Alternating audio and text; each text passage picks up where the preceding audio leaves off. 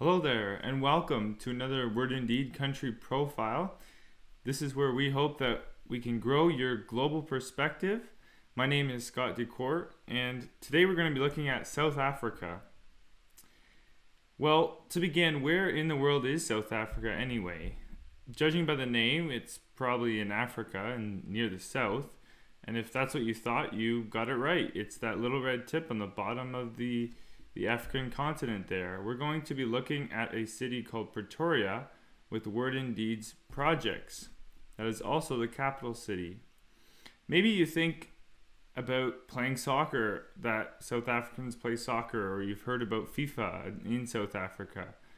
Maybe you think about giraffes and lions and going on safaris in South Africa. Or perhaps you have a different picture that comes to mind of these village huts out in remote areas. Or you think of the children there and you think, what are they like?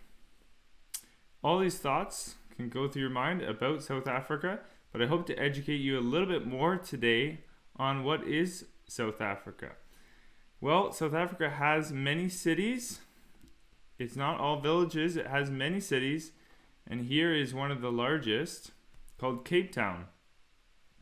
And they also have villages. So it's a very different and distinct country with large cities and small villages.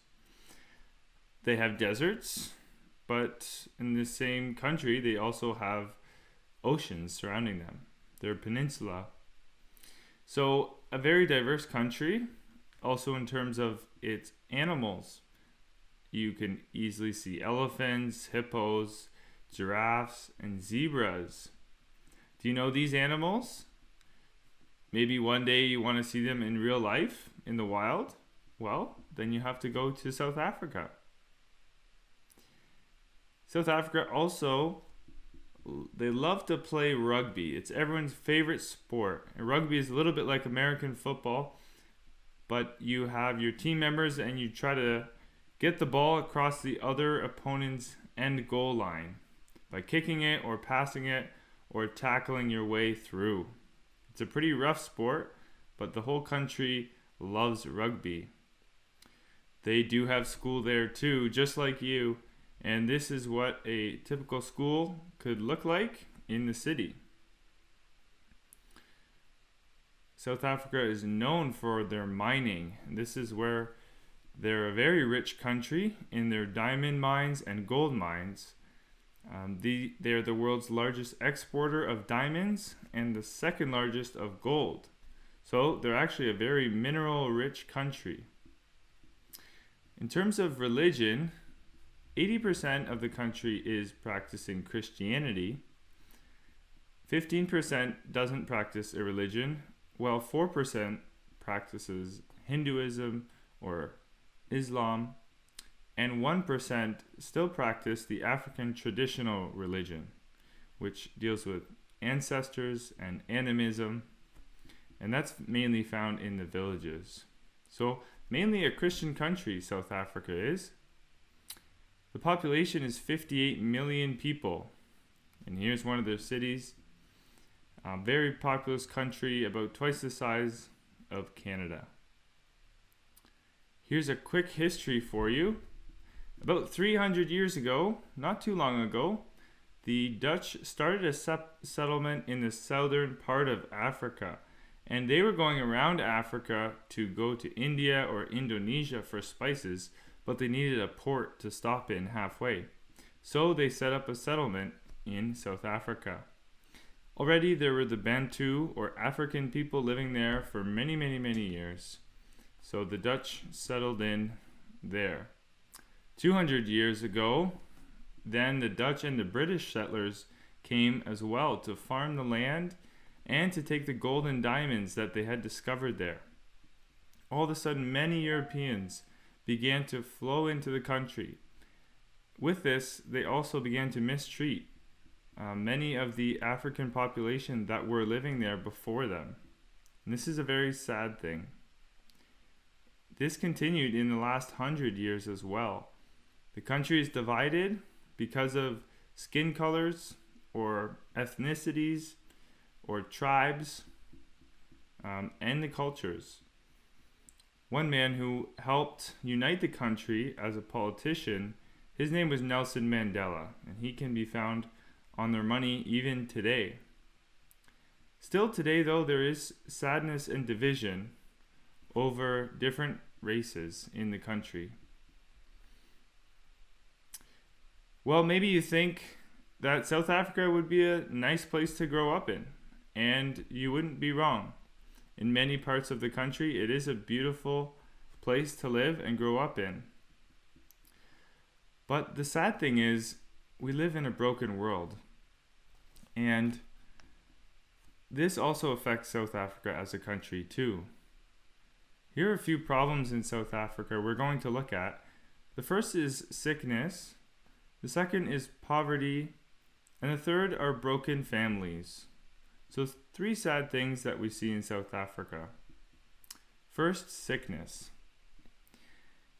In South Africa and in other parts of the world, there's a sickness, a disease called AIDS. Now, this disease is very harmful because if you get it, your body cannot fight off other diseases like the common flu or a common cold, and it has a hard time defending itself. So if you get a common cold, you could become really sick. That's why this sickness is bad. Now, they also have poverty, which means that there is not a lot of housing opportunities. So it's hard to find a house and pay for it. They also have a hard time finding good work, stable work. Do your mom and dad go to work? Well, they have a hard time finding good work to make money. And finally, it's often hard to go to school, and some don't go to school in South Africa. So here are some of the problems, but finally, they have broken families too. Now, I hope you know what a good family looks like, with a mom and a dad that love each other and they love their children. But in South Africa, this doesn't happen all the time.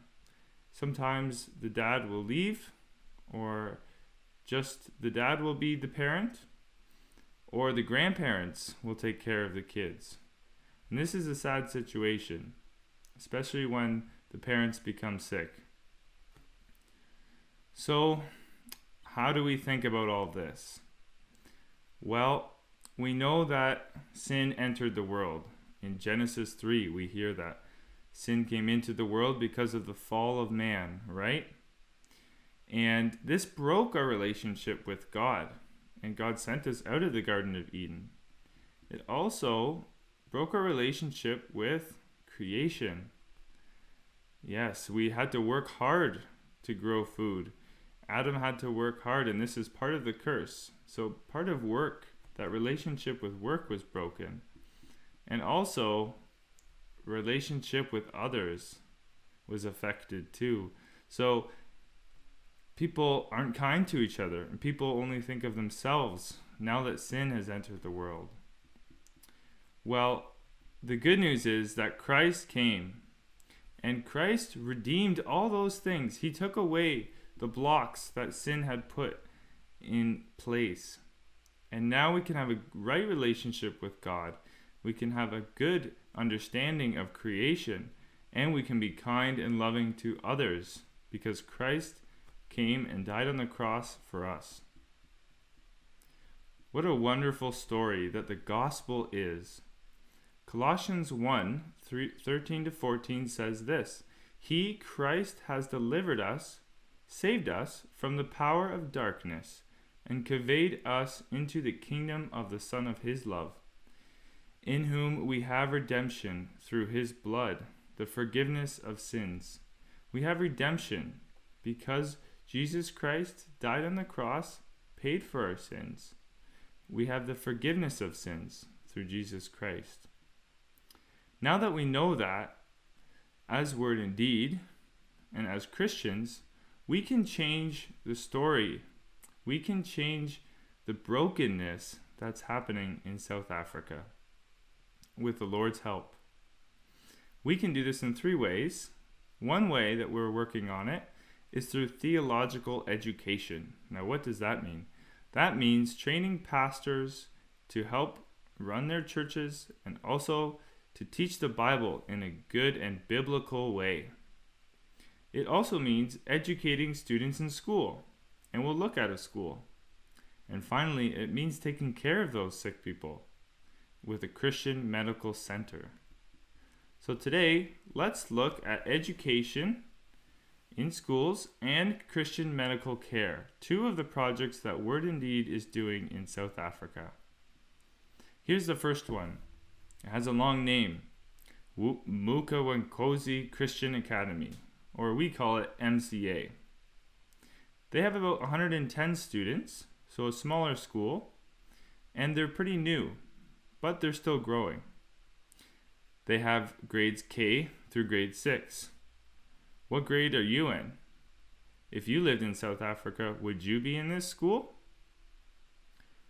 A unique thing about this school is that 80% are either disabled physically or they're vulnerable students, meaning one of their parents have left or they need the support of a Christian community to help them because their family can't. So a really interesting school, MCA. Here is some of the buildings. These are their classrooms. They don't all have one big school, but they have individual classrooms.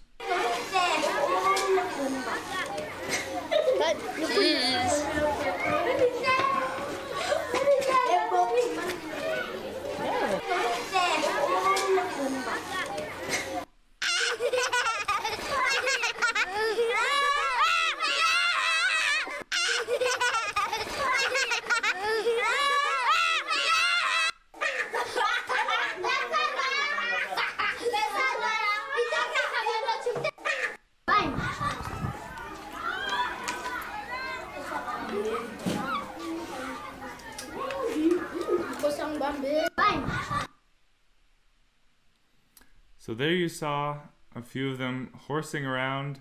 You saw a few of them eating a daily lunch provided for them, and a few of them coloring a map of South Africa. So here's one of the classes waving at you, and they're thanking you for helping them, for supporting them, and for praying for them, because they need the help and they need the support. They also need to know who Jesus Christ is too. This is really important. Here's one of the girls from the school. Her name is Tendolithu. She was born with a limb abnormality, which means they had to amputate or cut off part of her leg below or just above the knee. And this is her first day back to school. They gave her a gift. So she's a smiling, bright girl that loves to go to school, but is faced with difficulties every day. Now we've looked at a school in South Africa, let's look at a medical center too. Now this is a funny name as well, the Nakekela HIV AIDS Clinic. Can you say Nakekela? Yeah, they serve the sick people. They take care of very sick patients. So they have 20 beds in their hospital. It runs like a hospital. They have people come in who are very sick. They take care of them, and hopefully they can go home again. Well, they also visit different homes where people are sick. So they go outside of the hospital to the homes, and they do about 4,500 visits per year. That's a lot. They also provide regular support groups where they counsel and they help those who are sick. They read with them and they pray with them. This is a really important part of the work too. Here are some of the staff members, some of the nurses, and a few people from Word and Deed who are visiting. Here's a picture of the front entrance. And this is the area where they can hang out together. All the patients can talk with each other. These are some of their beds. This fellow helped paint the clinic in its beautiful blue color, and now he's having some health issues, so they are checking it out, and you have some of the home care workers by him. The king's house. Did you hear that? That man helped paint the clinic, but now they're helping him because he's sick. Well, here is South Africa in a quick summary. It's a beautiful country with beautiful people, but they have many interconnected problems of poverty, of broken families, and of sickness. And what they need is the gospel. They need gospel healing and gospel education, which is what Word Indeed is trying to provide with the help of our partners. So what have you learned about South Africa that you didn't know before? And what's one thing that you can keep learning about even after this video is done?